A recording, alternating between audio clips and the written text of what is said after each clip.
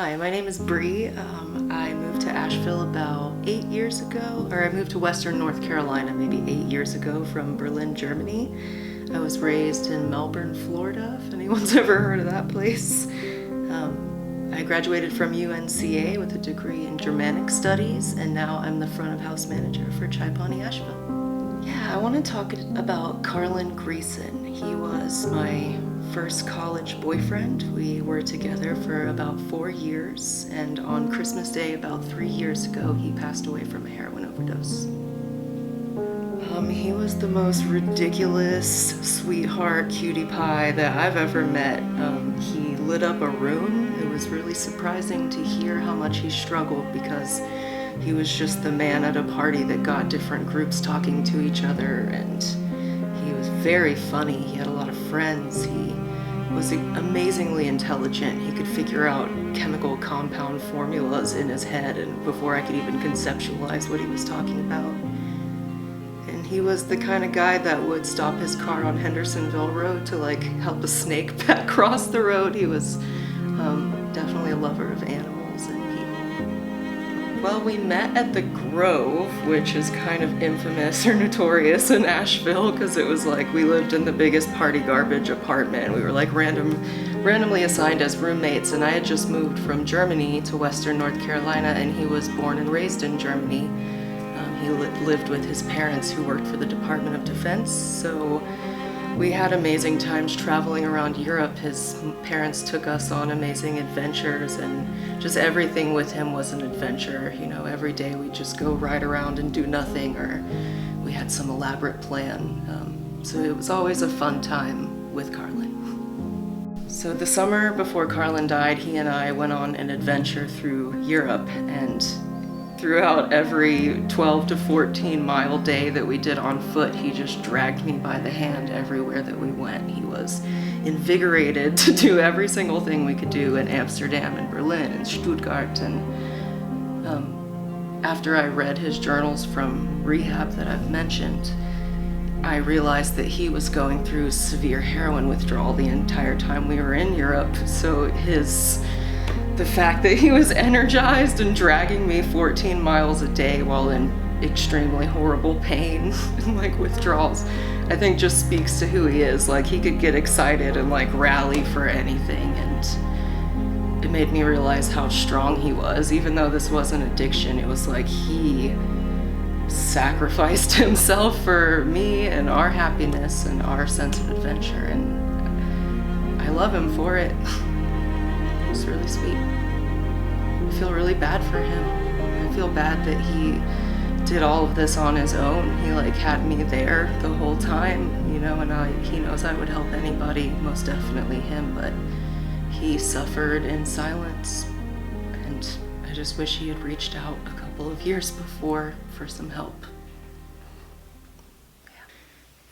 I probably understood the most after he was gone. I was the one that had to pack up his things and decide what to donate and what to throw away. And I guess when I understood the bigger picture of what had happened to him was when I was reading through his journals from rehab, which is where he was shortly before he passed away.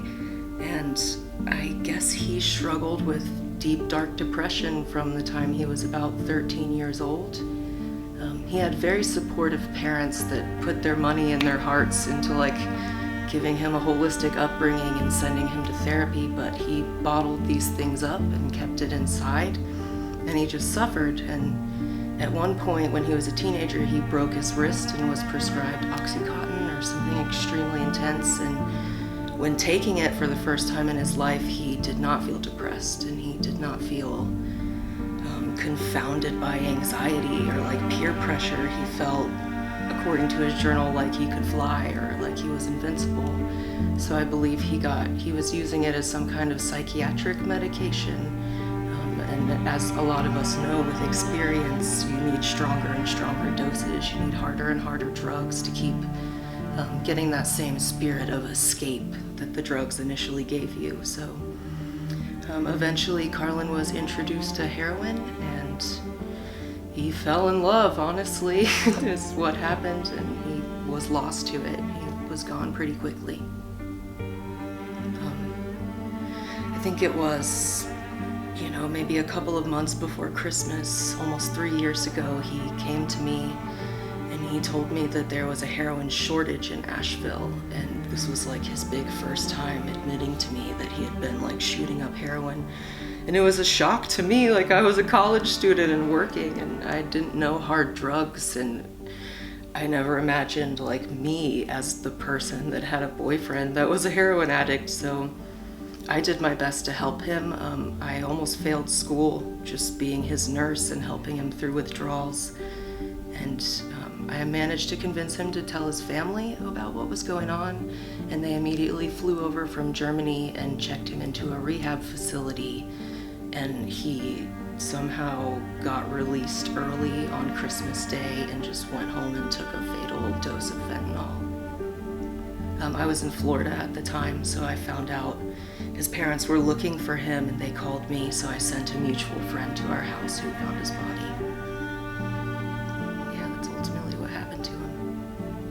A few months after Carlin died, I got a package in the mail, and it was from AB Tech, and they had given him an honorary graduation. He had been to so many different colleges that he didn't complete, or been like halfway into so many programs that they decided it was the right thing to do.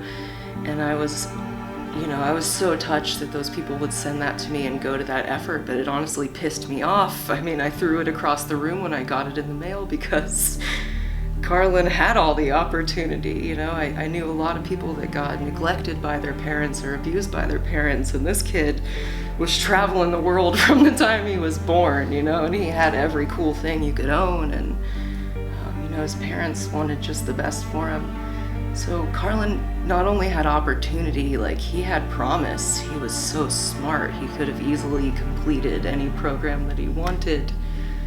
And that frustrated me at the time, but ultimately it was just a beautiful lesson in that we can't make assumptions about people with addiction. You can't look at someone lying on the street that's obviously nodding out from heroin and think you know where they came from, or you know what mistakes they've made. You really don't.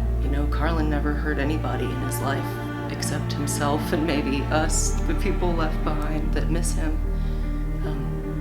Yeah, he was a sweet guy, so you never know who you're dealing with, and it's worth taking a second look or like offering somebody some kind words or a little bit of help, because you don't know where they came from. And Carlin is survived by literally hundreds of people that miss him. I mean, I was overwhelmed when he passed away. I became like the point person between Carlin and his family and all these people that are like, what the hell happened? And Carlin, he has a sister named Katya who loved him very dearly, and I know misses him to this day, every day. And his parents as well also live in Asheville now, and his dad drives around his car. I see him on the road sometimes. He's very much missed and loved.